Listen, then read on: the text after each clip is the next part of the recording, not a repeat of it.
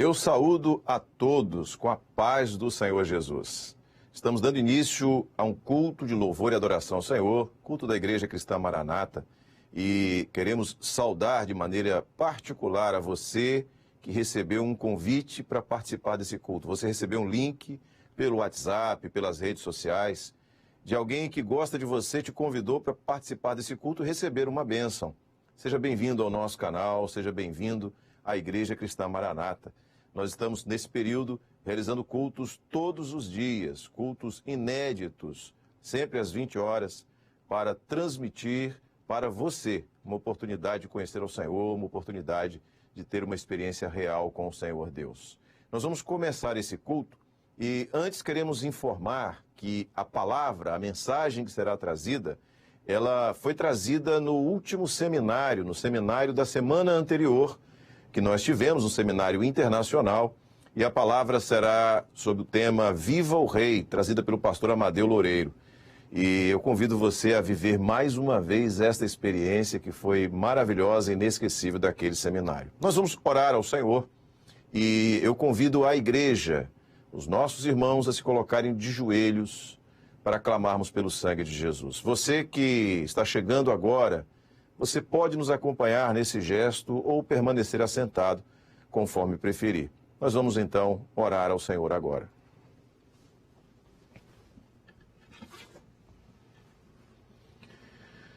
Senhor, nós clamamos pelo poder que há no sangue de Jesus. Pedimos, ó Pai, que nesta hora Tu estejas agindo em nós, Senhor, perdoando-nos pelos nossos pecados e que com a operação do Teu Espírito, com, Senhor, o lavar pelo sangue de Jesus das nossas vidas, das nossas almas, Senhor, que nós possamos ter acesso à Tua presença. Nos abençoa, nos visita, fala ao nosso coração, pedimos, Senhor, nos dá uma experiência contigo maravilhosa no culto dessa noite. É a oração que fazemos clamando pelo sangue e em nome do Senhor Jesus. Amém. Todos podem se sentar? Nós vamos louvar ao Senhor agora. Vamos cantar um hino de adoração ao nome do Senhor. Você vai poder cantar conosco, participe desse culto, viva a nossa experiência de cultuar ao Senhor. A letra do louvor vai estar na tela, você vai poder ver, assistir e também cantar ao Senhor. E na sequência, o pastor Amadeu trará a palavra Viva o Rei.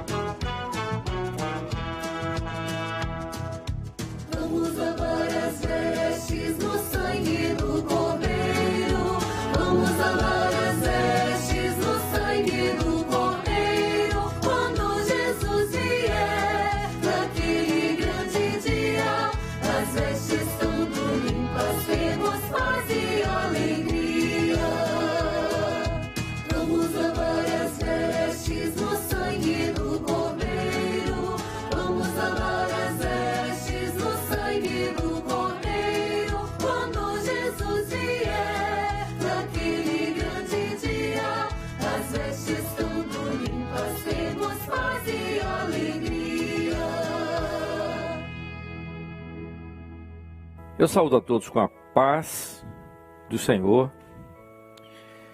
Nós vamos, nesse momento de encerramento do seminário, o objetivo é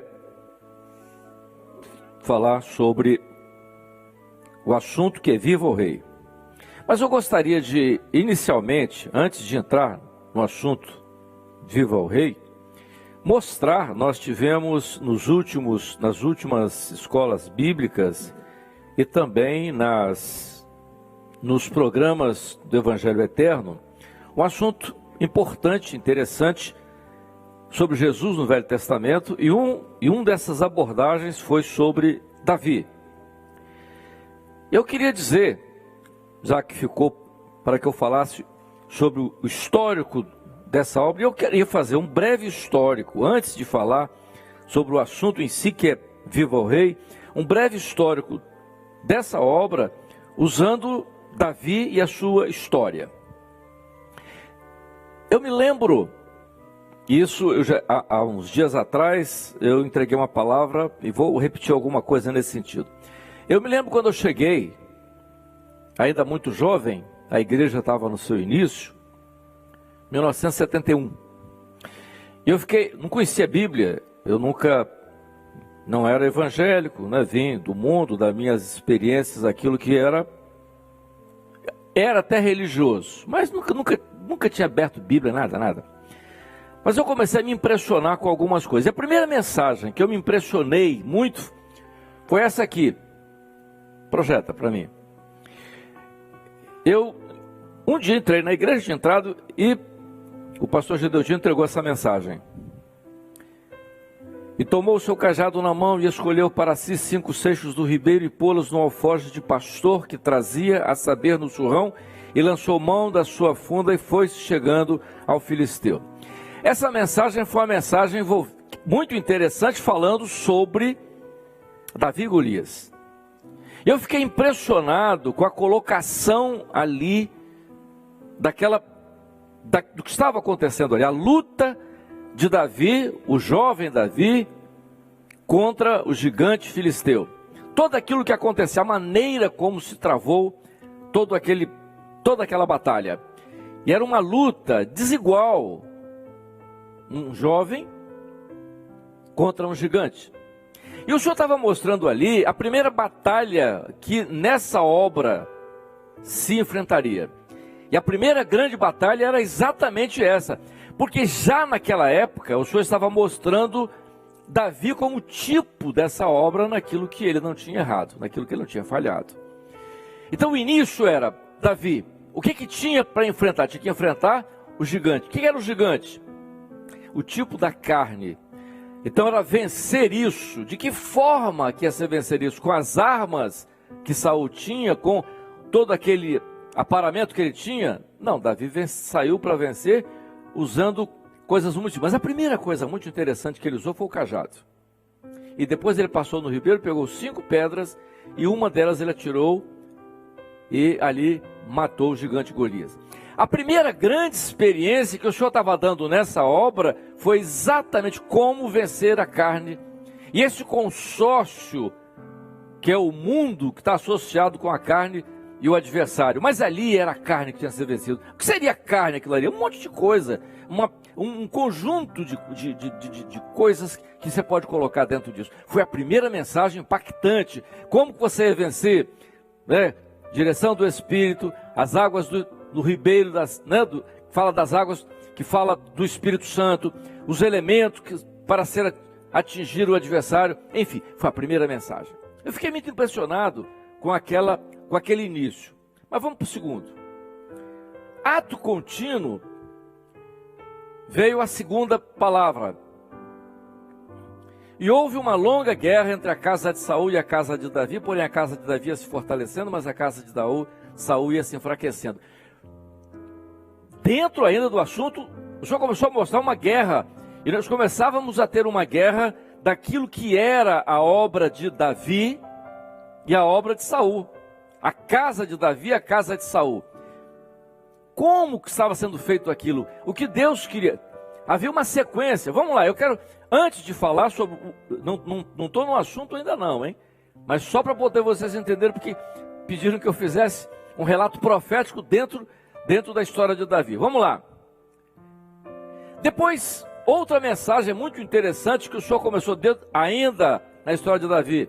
Então aqueles 3 valentes romperam pelo arraial dos filisteus e tiraram água da cisterna de Belém, que está junto à porta, e a tomaram e a trouxeram a Davi, porém ele não a quis beber, mas derramou perante o Senhor. Nessa mensagem aqui, o Senhor começou a enfatizar uma coisa que nós não tínhamos ainda aberto os olhos para ver. O Senhor começou a falar da necessidade de nós integrarmos dentro da mensagem, daquilo que ele queria, o propósito, a figura da Trindade. Aqui os 3 valentes aqui, falando da Trindade. Então nós começamos a ver a partir daqui, e isso foi uma coisa que aconteceu conosco, o Senhor começou a mostrar que toda mensagem que nós entregássemos, nós tínhamos que colocar, dentro da mensagem tinha que estar a figura da Trindade. Pai, Filho e Espírito Santo. Foi uma coisa muito emblemática nessa época. Vamos continuar. Ainda Davi. Quando Saul morre, aconteceu um fato interessante. Quando Saul morre, Davi chama os seus valentes e diz assim: ensina a Judá, olha aqui, segundo Samuel 1,18, dizendo que eles ensinassem aos filhos de Judá o uso do arco. Foi uma mensagem que o Senhor deu também naquela sequência. Aí nós ficamos pensando, mas por que o uso do arco?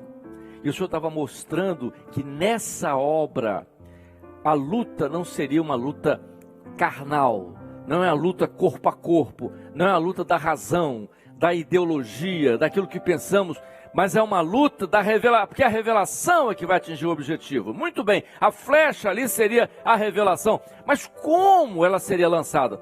Teria que ter o arco. O que seria o arco? O arco, ele era feito de madeira, mas não podia ser qualquer madeira.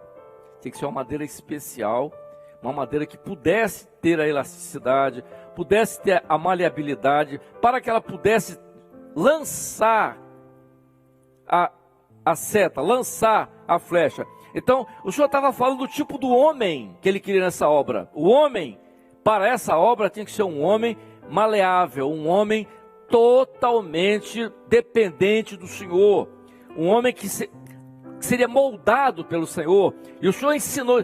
Por que isso aqui? Para vencer as lutas. Vamos continuar, vamos lá.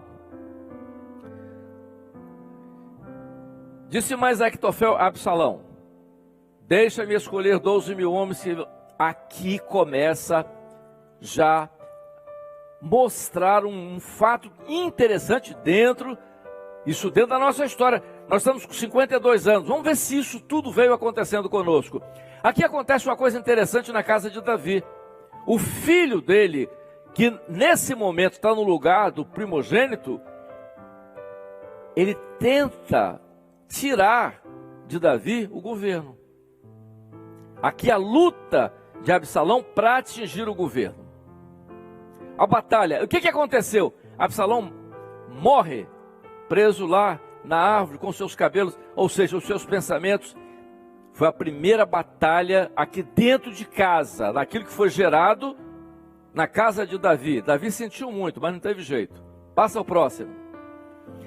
Depois enviou o rei e chamou a Simei e disse-lhe: edifica-te uma casa em Jerusalém. Aqui o Senhor começou novamente a nos chamar a nossa atenção sobre limites do Espírito. Ou seja, nessa obra o Espírito Santo coloca limites. Limites, vamos lá. Tudo dentro de Davi. Passa. Porque há de ser que o dia em que saíres, tudo aqui dentro de limites do Espírito, que foi uma palavra que foi dada no decorrer. Tudo o Senhor revelando no decorrer desses anos. Vamos lá. 1 Reis 1,33. E o rei lhes disse: tomai convosco os servos de vosso senhor, fazei subir a meu filho Salomão na mula que é minha e fazei-o descer a Jó. Aqui é que eu quero falar o centro da nossa palavra hoje. Viva o rei. O que significa isso aqui? Qual o momento que estava acontecendo ali? O momento em que Salomão era profeticamente aquele que seria o rei. O que acontece? Adonias, que também era filho de Davi, Absalão morto, Adonias agora resolve assumir o lugar. E ele tinha por direito racional, porque ele, no momento, ele estava na posição de primogênito, porque ele era o mais velho. Também filho da casa de Davi, que Davi nunca tinha contrariado, formoso, todas essas qualidades ele tinha. O que Adonias fez? Ele deu uma festa e se disse rei.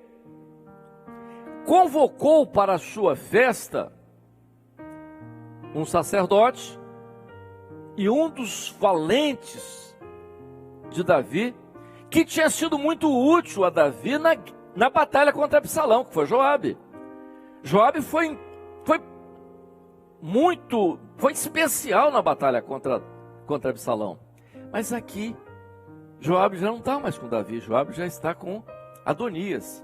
Ele estava lá na festa de Adonias, junto com o sacerdote, e esse sacerdote que está lá com Adonias, era um sacerdote da linhagem de Eli, porque no tempo de Davi, Davi deixou que os sacerdotes da linhagem de Eli continuassem, e continuou também os sacerdotes da linhagem de Samuel, que sucedeu a linhagem de Eli. o que era o que significava o sacerdócio de Eli? Qual a característica? Vamos colocar nisso sacerdote ali, ministério. Vamos usar, ministério é uma palavra do Novo Testamento, mas vamos colocar ali. Então o ministério ali significava o quê? Significava um ministério ligado a Eli. Mas qual foi o problema de Eli?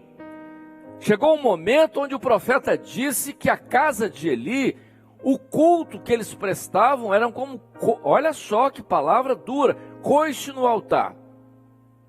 Mas uma das coisas mais graves do sacerdócio de Eli e dos seus filhos, o que depois repercutiu, está aqui na festa de Adonias, qual foi?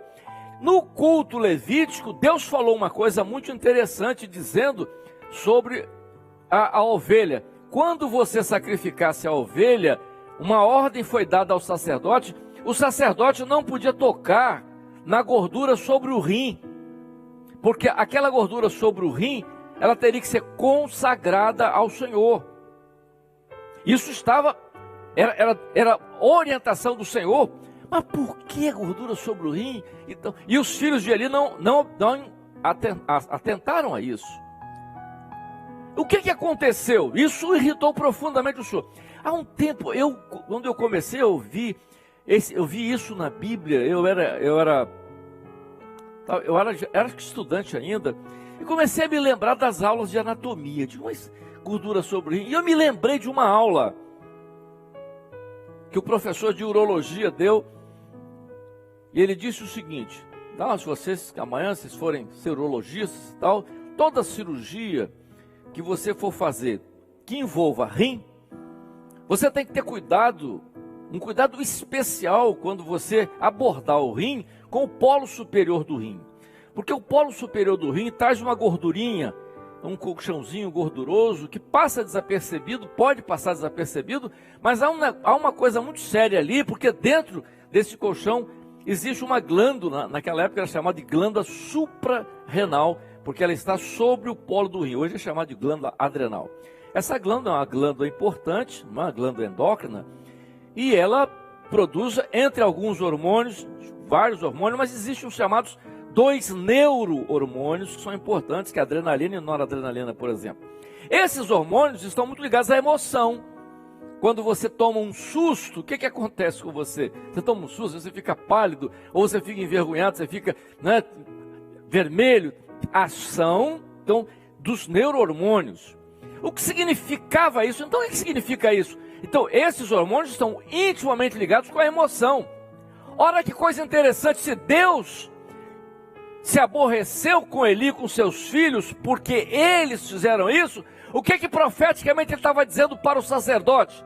O que profeticamente está dizendo para nós, de ministério? A emoção da ovelha não é para o sacerdote, a emoção da ovelha é para o Senhor. Isso irritou profundamente o Senhor. A ovelha não é minha, porque eu não morri por ela. A ovelha foi comprada com o sangue de Jesus. Ele é o sumo pastor e eu tenho uma função que ele me deu. Eu não posso usar isso. E foi por um dos pecados graves de Eli e da sua casa. A ovelha, a emoção da ovelha, não, se o pastor ou se Amadeu sair, eu vou sair também. Eu não estou julgando, não estou, a pessoa, ele está julgando, não estou julgando nada, eu estou falando daquilo que eu sempre disse aqui no seminário. Isso é profético para nós. Nós temos uma função que o Senhor deu. Isso irritou profundamente o Senhor. Qual o problema de Joabe, então? O problema de Joabe foi que ele era um valente, mas no dia que Davi deu uma ordem que ele não matasse Abner e Masa, né? Masa e Abner. E ele falou, eles mataram seu irmão, o irmão de Joabe, em tempo de guerra. Você não vai lançar mão deles. Joabe não deu a mínima para Davi. Ele falou, matou os dois.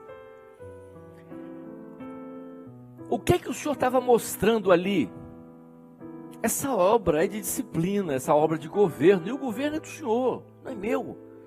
Eu estou aqui, enquanto eu for fiel, Deus vai me abençoar, Deus vai me usar, Deus vai me colocar naquela posição, enquanto eu tiver atendendo a orientação dele. Na hora que eu deixar de atender, eu posso ter feito tudo certo até aqui, mas se aqui eu fiz uma coisa que desagradou, ele vai me corrigir aqui, é isso. E é isso que o Senhor estava mostrando ali. E Joabe foi afastado. Quando Adonias dá uma festa, ele dá uma festa usando esses dois elementos, fora do projeto, porque esse não é o projeto profético. Qual era o projeto profético? O projeto profético está aqui. Aqui está o projeto profético, que estava marcado ali, para a continuação daqui. E diz: tomai convosco os servos, vós vão fazer subir meu filho Salomão na mula que é minha, e fazei-o descer a Gion. O que era Gion? Gion era a fonte, no início de Jerusalém. Jerusalém começa a ser construída uma fonte, que é uma fonte de águas que abastecia a cidade, Gion. Essa obra, ela tem como base, ela começa aos pés do Senhor Jesus. Jesus é a fonte das águas vivas. Tudo começa aqui. O ministério da palavra, a palavra é Jesus, né? E estava vestido de uma veste salpicada de sangue, e o nome pelo qual sou minha palavra. E a palavra é a fonte das águas vivas, é a palavra revelada, é a palavra viva. É esse que é o ministério profético nessa hora, nesse momento.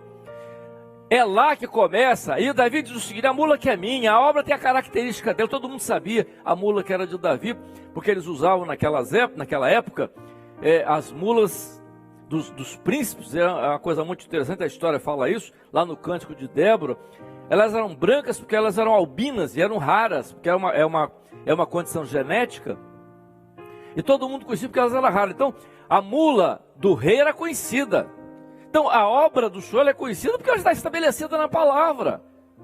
A doutrina já está caracterizada aqui, está tudo aqui. Nós não criamos nenhuma doutrina nova, ela já existe. O Senhor só nos deu acesso a ela pelo seu Espírito. Então, começa aqui, vai lá. Quem foi chamado para isso aqui? Deus chama quem? Um sacerdote. Qual foi o sacerdote? Da linhagem de Eli? Não, da linhagem de Samuel. Mas por que aqui, quando o Senhor vai chamar, vai dar continuidade à sua obra, ele queria um ministério diferente? Porque o ministério de Samuel se caracterizou por uma coisa só. Qual foi? Fala, Senhor, porque o teu servo ouve. Tinha que ser assim. Então o Senhor, quando nos chamou para ministério, o Senhor nos chamou para ouvir a sua voz, a voz do seu Espírito. Nós não somos donos da verdade, nós somos senhores das nossas ações. Não, nós somos dependentes da vontade do Espírito Santo. Por isso o Senhor nos ungiu para uma função num corpo, e esse corpo vivo, cujo cabeça é Cristo. Mas o cabeça só é Cristo se o Espírito estiver operando num corpo onde o sangue para de circular, o cérebro morre. Então, se o Espírito Santo parar de falar conosco, Jesus não é mais cabeça. Então isso era importante. Então um ministério dependente, a continuação do profético é um ministério dependente do Espírito Santo, está aqui. Natã o profeta, é profético, essa obra é profética. E Benaia. Quem era Benaia? Ele entra no lugar de Joabe, vai lá para ficar no palácio. Não vou falar sobre as características de Benaia, mas eu quero terminar dizendo uma coisa extraordinária, né? Natã, profeta, Zadok, o sacerdote da linhagem de Samuel, e Benaia. A festa de Adonias era fora de Jerusalém, mas a festa de Salomão é dentro de Jerusalém. É um projeto da eternidade, não fora dela. A mula de Davi. Benaia fez uma coisa interessante, que é o que o Senhor nos ensinou nessa obra. Sabe o que o Senhor nos ensinou nessa obra? O que Benaia fez. Davi disse o seguinte: unja Salomão, coloca Salomão na mula que é minha. Vocês vão puxar a mula pela cidade, vão tocar a buzina e vão gritar: viva o rei Salomão. E há de ser que todos que olharem verão que o novo rei é Salomão, que eles vão olhar para a mula e em cima da mula está Salomão e o grito é: viva o rei Salomão. Sabe quem é Salomão, meu irmão? Minha irmã, Salomão é tipo do Espírito Santo. E o Senhor nos ensinou nessa obra que tudo é viva o Espírito Santo. E o ministério nessa obra é viva o Espírito Santo. Não puxar a mula na altura de todo mundo. Nós estamos no nível de todo mundo, no nível da ovelha. Nós temos uma função. Ministério para nós não é posição, ministério para nós não é profissão, ministério para nós não é título, ministério para nós é uma função. Nós não somos nem um pouquinho maiores do que a ovelha, nós temos uma função de governo que o Espírito Santo nos deu e nós estamos vivendo aquilo que Ele nos concedeu. Por isso Paulo diz: não despreze o dom que há em ti, o que foi dado por profecia, com a imposição das mãos do presbitério. A função nossa é puxar a mula. E quando alguém olhar de longe, diz: o que está acontecendo? Tocando a buzina? É isso, há um povo que está tocando a buzina. E a buzina nessa hora é: Jesus vem. É o momento do breve, Maranata, Jesus vem. A buzina está tocando, a buzina está sem parar. É o seminário de hoje, foi trombetas e festas do final do ano passado, continuou depois. A buzina está sendo tocada, nós estamos puxando a mula, mas quem está longe está vendo Salomão. Não está vendo nenhum pregador importante, nenhuma pessoa importante, mas todos estão vendo Salomão. E os que estão longe vão ver Salomão e vão gritar: viva o rei, junto conosco. Porque esse é o momento da igreja. Nós estamos vivendo breve. Viva o rei. Quando você vê Deus operar, não importa quem Deus usou, viva o rei. Ah, mas eu podia ter entregue uma palavra. Tudo bem, você não entregou a palavra, mas você intercedeu, você clamou, você jejuou, você disse: viva o rei.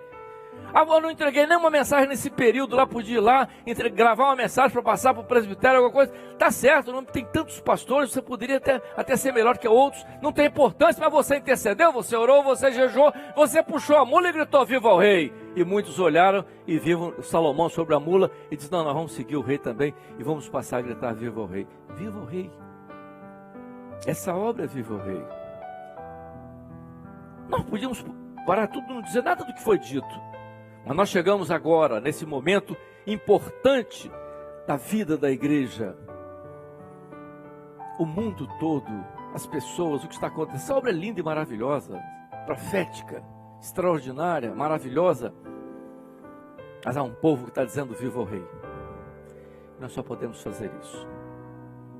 Está dizendo: puxar a mula. Eu quero fazer um breve comentário. Se eu fosse Benaia, eu já disse isso outras vezes, vou dizer novamente: se eu fosse Benaia, eu não botava Salomão na mula, não.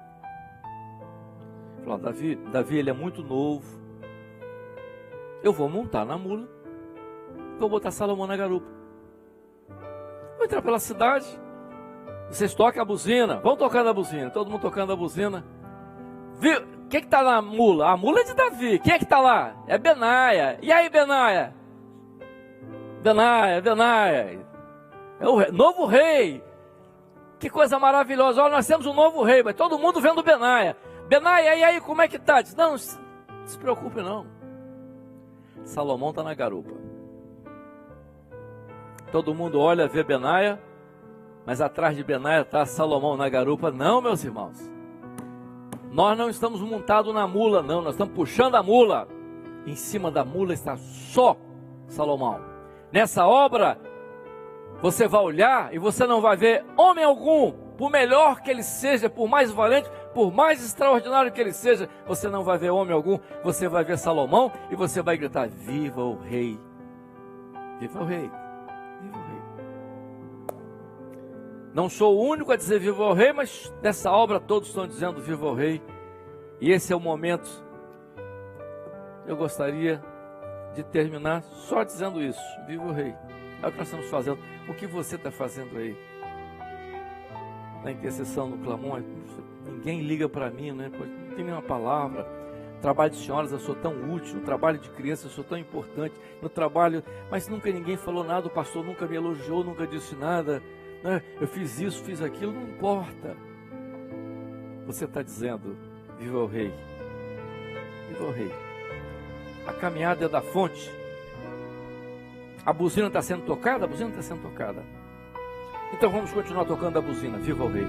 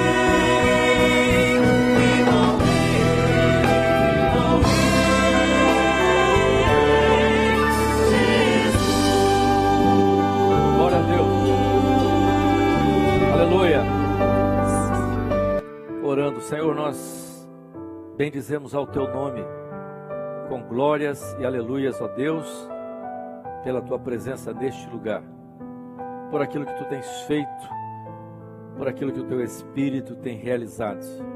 Nós Te glorificamos por essa assistência maravilhosa. Viva o Rei!